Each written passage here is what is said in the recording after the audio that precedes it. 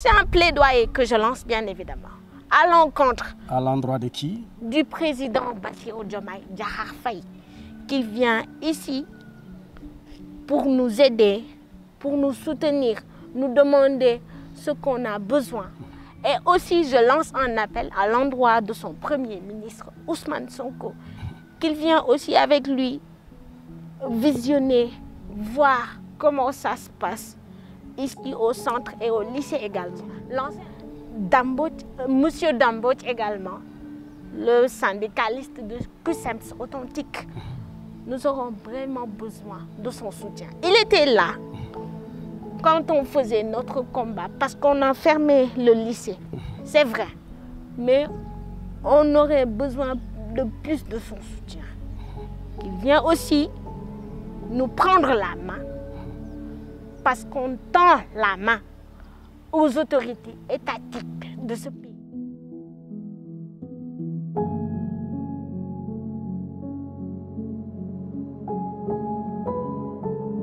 Des problèmes cognitifs, comme vous l'a expliqué tout à l'heure ma mère. J'arrive pas à suivre carrément les cours. Il suffit qu'après les cours, je demande à un camarade de classe de me prêter son cahier pour que je continue à écrire. Sinon, c'est compliqué pour moi. Je ne pourrais pas suivre les cours normalement. Arriver à la maison, ça sera un problème d'apprendre mes leçons parce que je ne les ai pas terminées. Donc, il suffit que j'emprunte un cahier, comme je vous l'ai dit tout de suite, pour que je puisse écrire carrément. Et arriver à la maison, je pourrai apprendre convenablement. Attends, la classe, ce n'est pas une classe spécialisée. Il n'y a que des personnes vivant avec le handicap qui sont dans la classe ou bien il y a d'autres personnes normales? Il y a d'autres personnes normales qui sont dans la classe, okay. À part moi, bien sûr. Ok. Vous êtes combien dans la classe qui vivent avec le handicap? Que ce soit physique, motrice?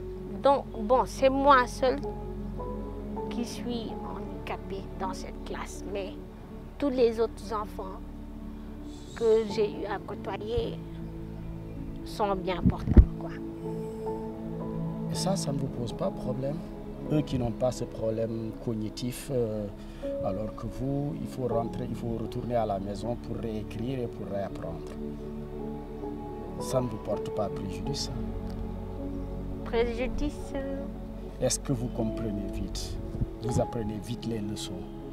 Non. Parce que c'est une double peine. Une fois en classe, tu suis, mais tu as un problème cognitif. Oui. Il faut retourner, il faut rentrer à la maison pour reprendre les leçons, les recopier et apprendre encore. Oui, c'est difficile. C'était difficile pour moi. Le fait de faire tout ça, bon, je n'ai pas d'accompagnement. Je n'ai pas quelqu'un pour m'accompagner à la maison. Je fais ça toute seule. Est-ce que vous vous en êtes ouverte aux autorités de l'école, du centre, pour leur dire que vous avez des soucis quand même? Les autorités... je ne sais pas si vous avez un proviseur ici ou bien oui, un censeur. On en a. Oui. Plus précisément au lycée. Oui. Ouais. Oui. Bon, et pour le collège, comme c'est cette année que tu vas au lycée, est-ce que pour le collège, tu en as une fois parlé à au principal, par exemple? Ils le savent, parce que moi, je les ai déjà raconté mon problème. Bon, ils m'ont dit qu'ils feront tout pour que ce genre de problème cesse. Jusqu'à présent, voilà, c'est comme ça. Il t'est arrivé une fois de vouloir abandonner l'école? Bon. À cause de ton handicap? Non, j'ai toujours voulu continuer. Parce que ma mère me dit souvent que l'école est la base de toutes les choses qu'on puisse faire. Donc, on ne peut pas avoir un métier sans pour autant se consacrer à l'école, vers l'école. Donc ma mère m'incitait toujours de continuer, même si c'est difficile pour moi. Et pour elle aussi, c'est difficile? Voilà. Mais il vous est d'un grand apport. Oui. Ma mère est tout pour moi. Elle est tout pour moi. Elle m'a accompagnée dans les bons comme dans les mauvais moments. Elle le fait toujours d'ailleurs. Et je lui en suis redevable et reconnaissante de tout ce qu'elle fait pour moi, pour mes sœurs, pour ma famille, tout ça. Avez-vous une fois vécu quelque chose qui vous a vraiment... Attention. Attention. Attention. Est-ce que tu dois pas t'asseoir? Non, ça va, ça va. Non, est-ce que ça va? Ça va, oui. Ça va. C'est sûr? Ça va, certainement. Non, attends, je vais te retenir quand même. Est-ce que tu n'as pas vécu, par exemple, un handicap, c'est-à-dire que un malaise ou bien quoi que ce soit qui t'a vraiment handicapé, qui t'a vraiment porté préjudice ici à l'école? Quelque chose que tu n'oublieras jamais. Bon, je faisais des crises épileptiques. Je faisais des crises épileptiques ici au centre. Mais au lycée, ça ne m'est jamais arrivé. Ok. Par contre, voilà.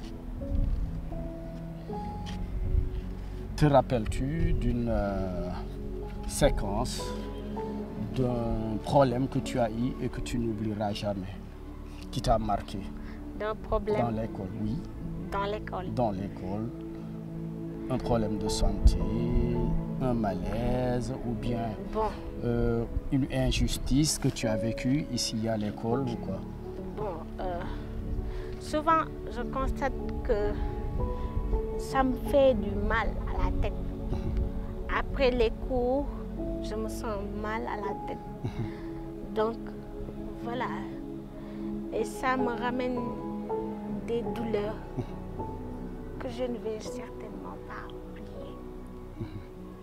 Même au lycée aussi, quand je viens le matin, c'est tout à fait compliqué parce que au dernier moment, à l'entrée du lycée, avant de venir, je tombe souvent.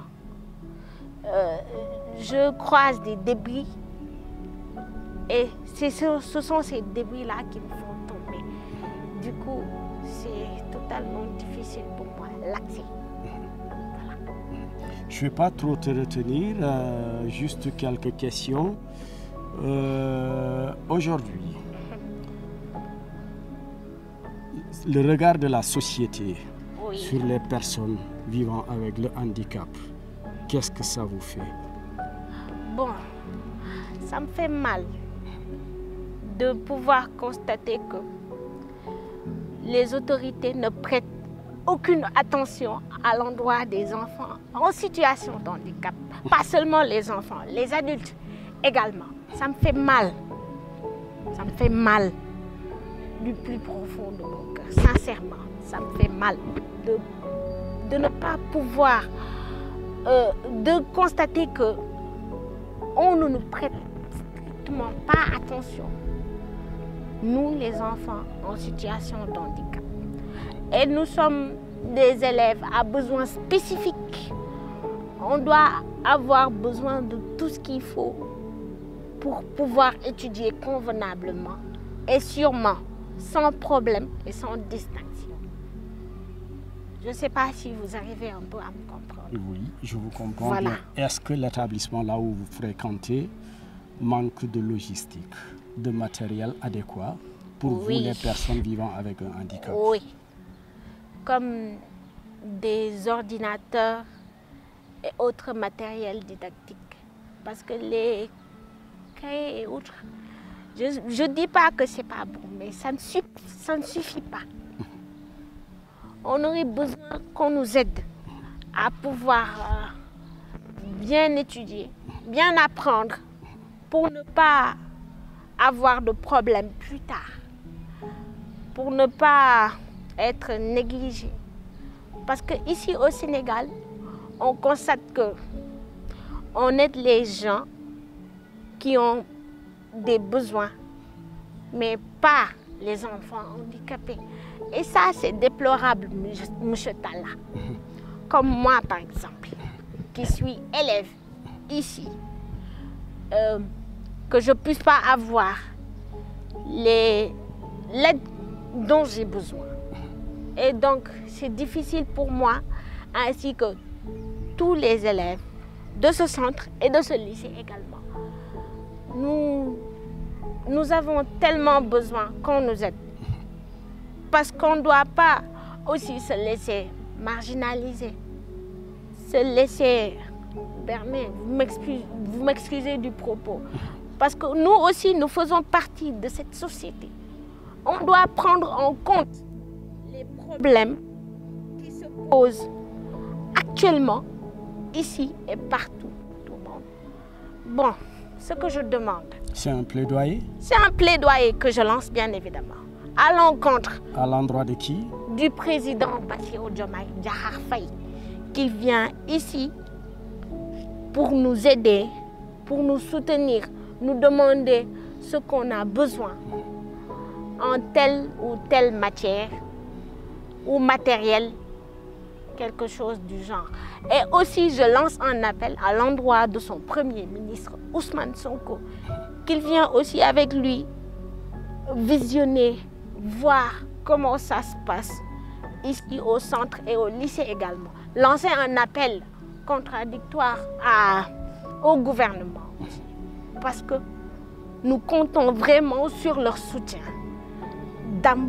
Monsieur Dambodj également, le syndicaliste de CUSEMS authentique, nous aurons vraiment besoin de son soutien. Il était là quand on faisait notre combat, parce qu'on a fermé le lycée, c'est vrai, mais on aurait besoin de plus de son soutien. Qu'il vient aussi nous prendre la main, parce qu'on tend la main aux autorités étatiques de ce pays. Parce que plus tard, on doit être des ministres et autres. On ne doit pas se laisser utiliser ou berner, quoi, franchement. On compte vraiment sur leur... Voilà. On compte vraiment sur leur soutien, qu'ils viennent nous aider. Ça sera un plaidoyer que je lance à son encontre et à ceux du gouvernement du Sénégal. Voilà.